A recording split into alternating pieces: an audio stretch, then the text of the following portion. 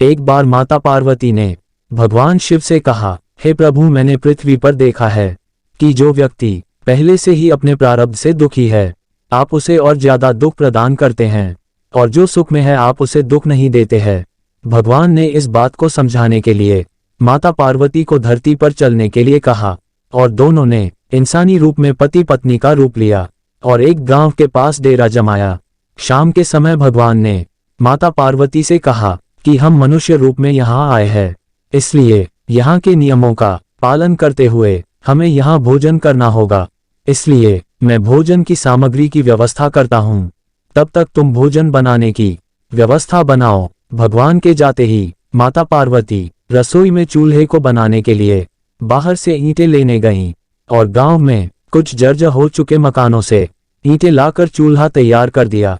चूल्हा तैयार होते ही भगवान वहां पर बिना कुछ लाए ही प्रकट हो गए। माता पार्वती ने उनसे कहा, आप तो कुछ लेकर नहीं आए, भोजन कैसे बनेगा? भगवान बोले, पार्वती, अब तुम्हें इसकी जरूरत नहीं पड़ेगी।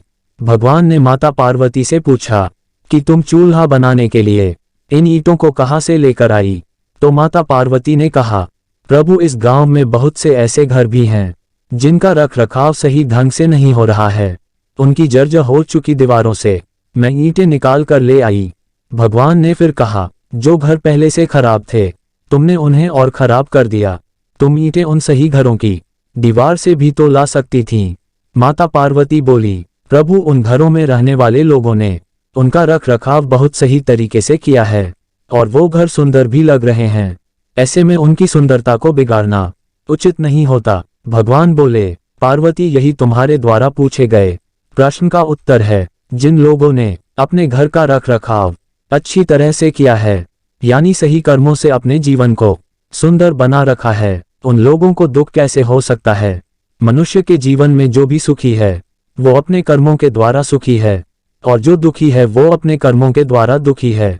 इसलिए हर एक मनुष्य को अपने जीवन में ऐसे ही कर्म करने चाहिए कि जिससे इतनी मजबूत व खूबसूरत इमारत खड़ी हो कि कभी भी कोई भी उसकी एक ईंट भी निकालने ना पाए।